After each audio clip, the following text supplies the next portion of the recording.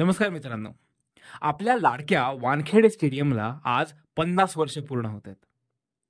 भारतीय क्रिकेटसाठी वानखेडे मैदान हे खरंच खूप भाग्यशाली ठरले.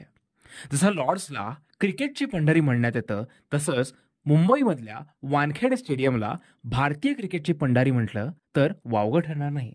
क्रिकेटसाठीच्या आजपर्यंत अनेक ऐतिहासिक गोष्टींचा साक्षीदार हेच वानखेडे मैदान ठरलं होतं. 2011चा धोनीचा वर्ल्ड कप मधला शेवटचा षटकार असो किंवा 2013 मध्ये क्रिकेटचे देव सचिन तेंडुलकर यांनी घेतलेली निवृत्ती असो, कायमच वानखेडे मैदान आणि भारतीय क्रिकेट हे समीकरण नेहमीच उत्तम राहिलं आहे. पण मित्रांनो, हेच वानखेडे मैदान ज्याला आज 50 वर्ष पूर्ण होत आहे, जर मी तुम्हाला सांगितलं की हे केवळ आणि केवळ एका अपमानाचा बदला घेण्यासाठी म्हणून बनवलं होतं, तर तुम्ही विश्वास ठेवाल का? ही गोष्ट जितकी तुम्हा सर्वांसाठी आश्चर्यकारक आहे, तितकीच आश्चर्यकारक माझ्यासाठी होती. तर मित्रांनो, आज आपण जाणून घेऊया की वानखेडे मैदान याची निर्मिती नक्की का झाली होती, केव्हा झाली होती आणि त्याच्या मागची पार्श्वभूमी काय होती. नमस्कार.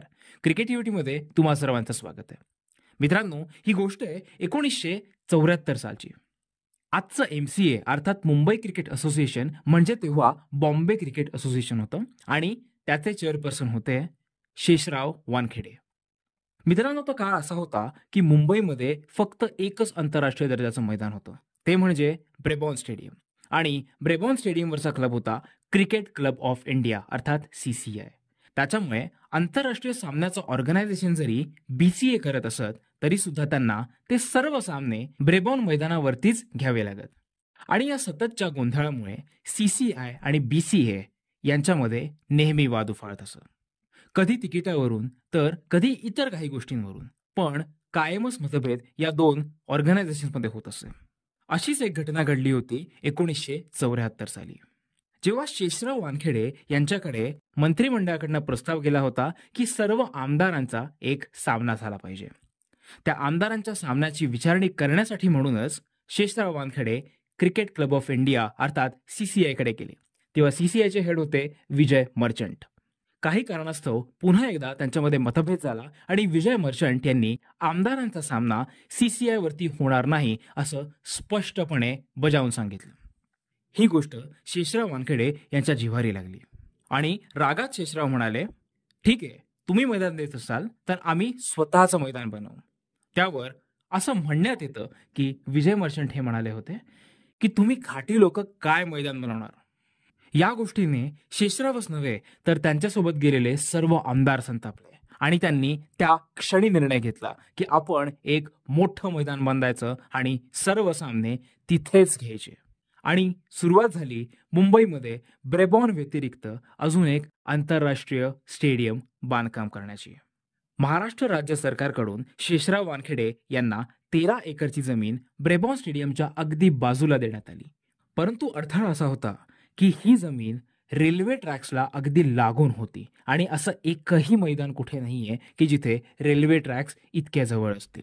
परंतु इरेला पेटलेले शेषराव वानखेडे यांनी ठरवलंच होतं की जी जागा मिळेल त्याच्यामध्ये एक उत्तम मैदान बांधण्यात येईल. आणि केवळ 11 महिने आणि 23 दिवसांच्या कालावधीमध्ये वानखेडेचं मैदान उभं राहिलं. जानेवारी 1975ला तिथे पहिला आंतरराष्ट्रीय सामना खेळला गेला आणि त्याच्यानंतर मुंबईत झालेले बहुतांश सामने हे वानखेडे मैदानावरतीच खेळले गेले. आजही मुंबई म्हटलं की सर्वांना पहिलं मैदान जर कुठलं आठवतं तर ते वानखेडेचंच मैदान होय. याच्या मागचं कारण आहे कारण वानखेडे मैदानाने भारतीय क्रिकेटसाठी दिलेले अविस्मरणीय असे क्षण.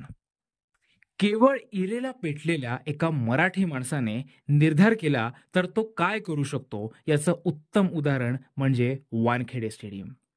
वानखेडे स्टेडियम हे भारतातच नव्हे तर आज जगातल्या सर्वात ख्यातनाम मैदानांपैकी एक आहे.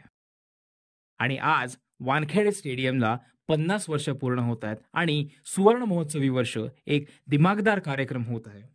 या दिवशी जर आपण खरं कोणाची आठवण काढली पाहिजे तर ते स्वर्गीय शेषराव वानखेडे यांचीच काढली पाहिजे.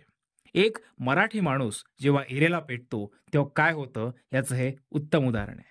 सलाम त्या मराठी माणसाला आणि सलाम त्या सर्वांना जे वानखेडे स्टेडियमच्या बांधणीमध्ये मोलाचा वाटा देऊन गेले. तर मित्रांनो, या व्हिडिओद्वारे तुम्हाला काही नवीन माहिती कळाली असेल तर क्रिकेटिव्हिटी या आपल्या हक्काच्या क्रिकेट चॅनलला सबस्क्राईब करायला विसरू नका. धन्यवाद.